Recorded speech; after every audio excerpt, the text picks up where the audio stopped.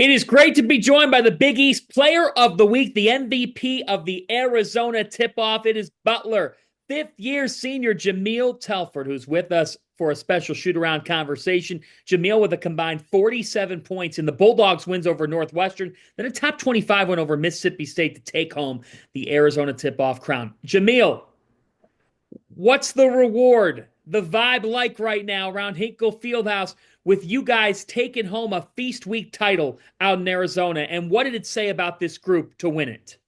I mean, it shows a lot of resiliency, I would say. It feels good to be champs, obviously, but we understand that, this is one step that we had to make after we lost against Austin Peay. And right now we're just getting ready for Eastern Illinois for tomorrow. Look, that early season loss to Austin Peay. There's two ways it can go, right? One, you guys look at the tape and you come together and you do what you've done the remainder of the month of November and you go into December with a lot of momentum now being 6-1. Or you guys put the blame on each other and things go south. Well, what is it about this group that kept you guys from not doing that? And what were the days like after that that's led you to this type of a run? Well, you kind of said it. I think that after that loss, we all got together as a team and we just got closer, right? We knew that we weren't doing what we were supposed to do to win and that we all had to sacrifice a little bit. And we're doing that for the past 6 games, I would say. And so far, we've been rewarded. So we just got to keep it going, keep working every day, get 1% better, and, the results will come. For you personally, Jahmyl, you transferred from Northeastern to this Butler program now in your second season with the Bulldogs program. What can you say about your time at Butler thus far and what's made Thad Matta and this Bulldogs program your home? Well, the staff has been great, honestly. Thad is someone that's really easy to work with. And, like the whole staff, like Mojo, Diebler, Pegues, Barlow, Connor, and Tony right now, they just make it easy. And they telling me, Pat, Dre, Pierre, that, hey, this is you guys' team. You guys got to lead. And we have a great young guys and like Evan, Kobe, Leonard Moore. They all played well this weekend. Finley, Bowden. And it just makes it easier for us to get better. So, yeah.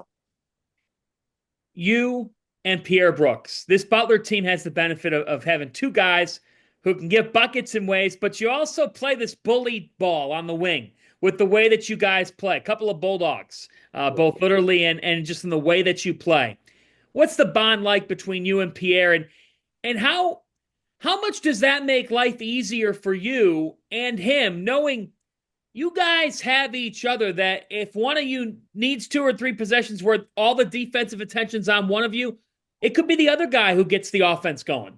Yeah, I mean, that's the luxury that we have, right? Pierre's been playing phenomenal. We knew coming in the summer that we had to lead this team to new heights, and we basically had to play our best for us to be in the position that we want to be at the end of the season, right? So I think that so far it's been a good start. We still got some ways to go, but, me and him, we're taking pride in that, especially defensively too, right? I think that he's taken a major step defensively, and that I'm also getting better at it. So as a team, we're committed to that, and yeah, we just want to commit to win, and so far, so yeah. What has Patrick McCaffrey added as a teammate, and what's Connor added as a coach? Patrick is funny. A lot of leadership, a lot of swagger, attitude. He's really confident and really loud. Yeah. Let you know what he thinks. And as we know, basketball, especially at this level, it got to be a lot of communication, right? You got to be loud. Like, people got to understand you. We got to hear you. Like, we can't do this all quiet. And I think he does a really good job at making sure that his voice is being heard. And Connor's been really cool too. He really knows his basketball. He knows his X's and O's. Like, he'll get on us about the little details of the game, and he's amazing to work with. And yeah, just looking forward to keep going. I'm going to ask the $1 million question because every time I'm watching you on TV, You know that there's somebody in the stands in Caitlin Clark watching you guys play. Yeah. Have you gotten a chance to meet the latest goat in basketball? I mean, she's been to a couple of practices, and obviously she's amazing at basketball. We all know that the stuff that she's doing for women's sport is incredible, and it's just great to have her supporting us. And she's been to a couple of practices. She's been to our games. She's supportive, and yeah, we just love it. So, thank you, Caitlin. Jahmyl, what's your why? Why do you love this game? You're a guy from Quebec. What made you fall in love with it, or who made you fall in love with it? Honestly, I love the. At first, it was for family, right? But as you get going, there's a certain aspect of competition that I think brings the best out of me and brings the best out of his team, right? And we saw it. We lost to Austin P, and like our competition level almost like went up, like the intensity too. It's rose all the way up, right? So I think that competing and just like getting on the court with my teammates is something that I love to do every day, and I'm looking forward to do every day of the rest of the way right now. Rapid fire to close. If you didn't play basketball, if I took the ball out of your hands and you could work anywhere, do any job in the world, what would be your job? Well, I would be a tennis player. I'm not gonna lie to you. I'm nice to tennis. I would Roger Federer, my guy. Always been a fan, my favorite player. That's what I wanted to be growing up, and I just ended up playing basketball. But I would honestly probably be on that ATP circuit and probably ranked too. Probably ranked. Telfort and Wimbledon. Yeah, yeah. What's the thing growing up that you were asking Santa for under the tree? What was the big Christmas wish list gift that you ended up getting growing up that you had to have? Probably I would ask for WWE figures like John Cena, Edge, CM Punk, The Undertaker, all those guys. I would ask for WWE figures, and obviously, my parents would give it to me. Sorry, kids.